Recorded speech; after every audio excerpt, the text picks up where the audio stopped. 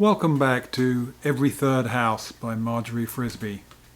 Chapter 2. Tracy listened at the foot of the stairs to see if anyone was home. She didn't hear anything, and no note on the refrigerator. She opened the wide brown door. Nothing. The usual nothing. A couple of cans of Diet Cola. That figured. She twisted the lid of the peanut butter. Enough for crackers. If there were any crackers. She found some on the pantry shelf. Cradling the cola under arm, balancing the cracker plate, Tracy edged along the side of the hall where the carpeting was softer for her stockinged feet. She plopped the cracker plate on the radiator in her room, pushed her pillow against the headboard and took a sip of the soda. All the way home she had been resisting the notion of Mary Lincoln. But what else was there to think about? It was her mother or Mary Lincoln. Two women in trouble. Or maybe three. Me, she thought. I guess I'm in trouble. Her eyes ranged the bookcase facing the foot of her bed, making her customary mental note to paint over the scratches where the Chinese red paint from one of her early decorating enthusiasms gashed through the grey.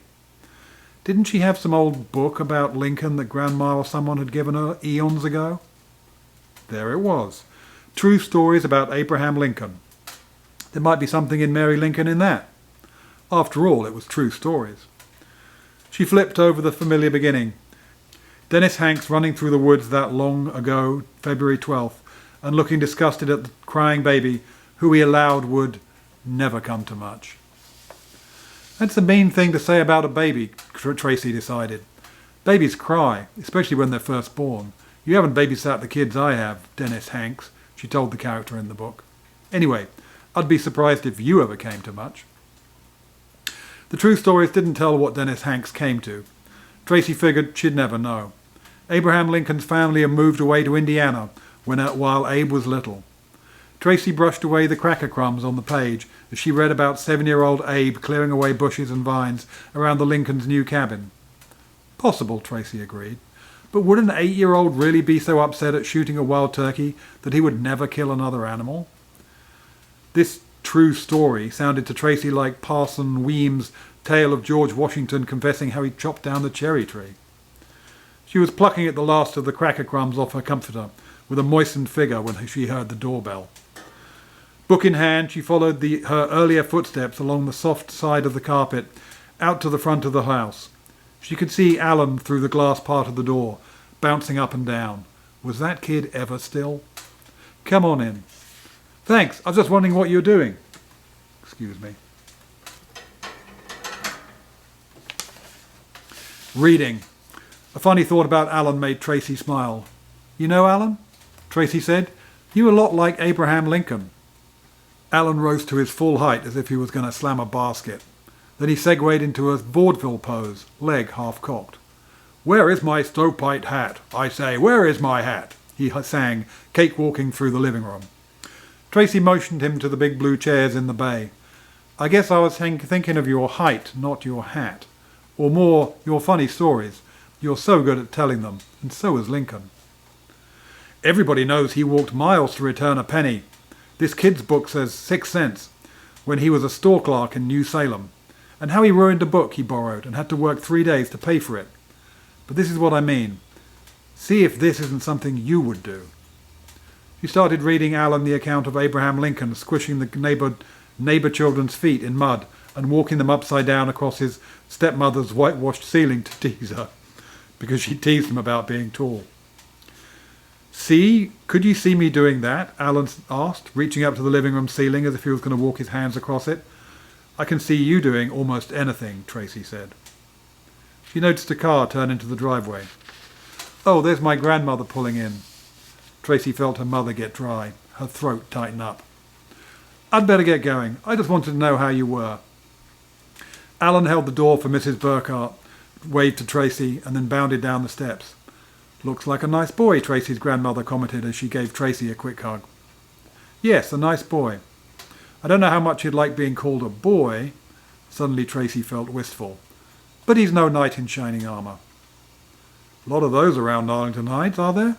Tracy's grandmother asked. Not so as I've noticed. Mrs. Burkhart gravely eased her arms out of her long down coat.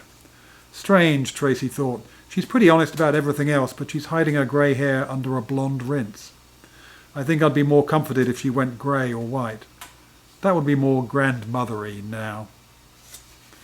Goodness gracious, Mrs. Burkhardt said, sounding more grandmothery than she looked. I could use a cup of tea. She started for the kitchen. How about you? Where's Mum? Tracy asked. She's in the hospital. 1 West for now.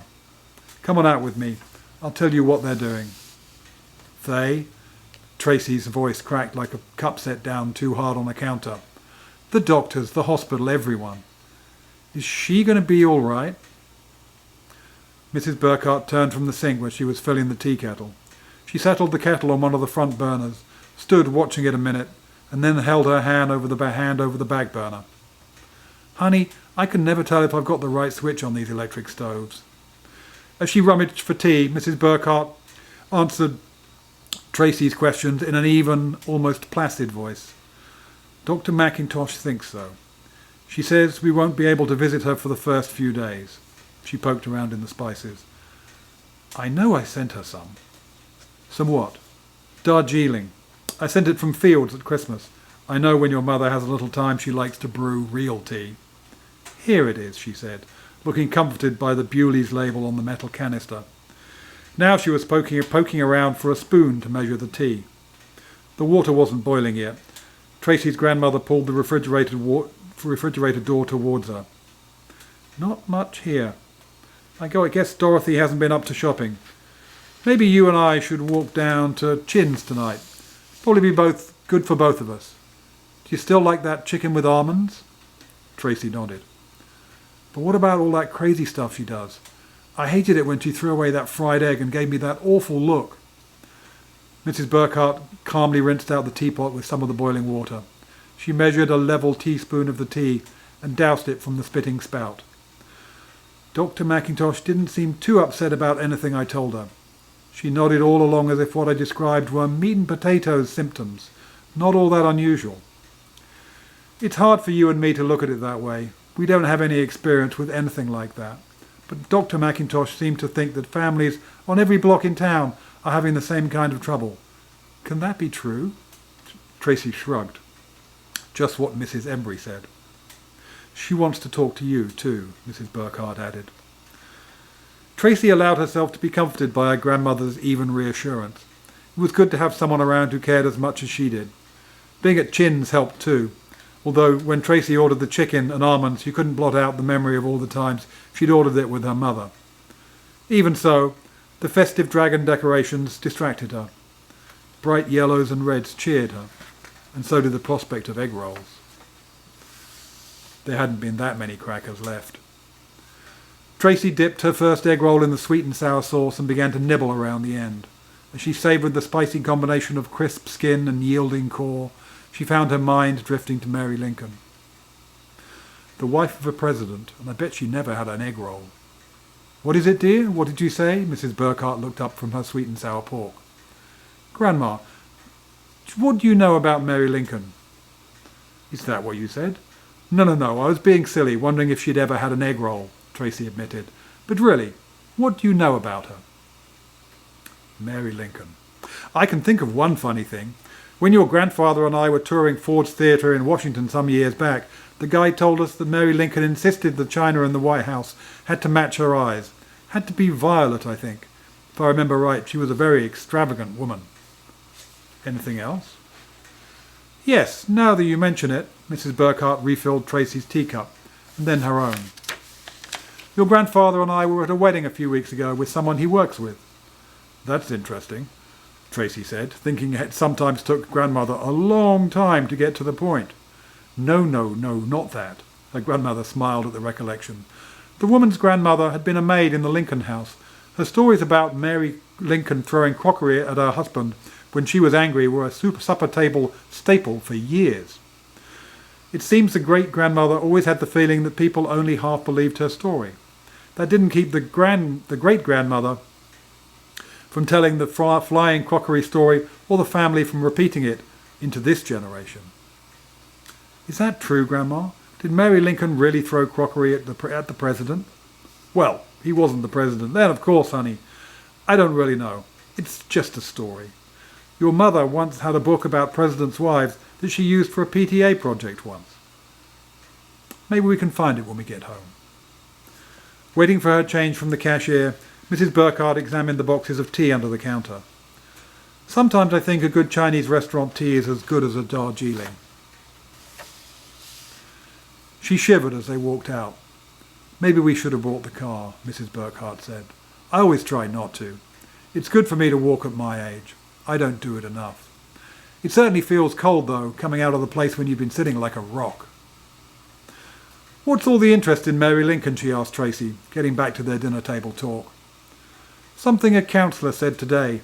Tracy stood aside so her grandmother could go ahead through some of the slushy ruts where the homeowner hadn't shovelled. The slush was starting to freeze up again. Tracy realised how glad she'd be to get this long day over. But before she went to bed, she meant to look for her mother's book about the wives of presidents. Until next time, good night.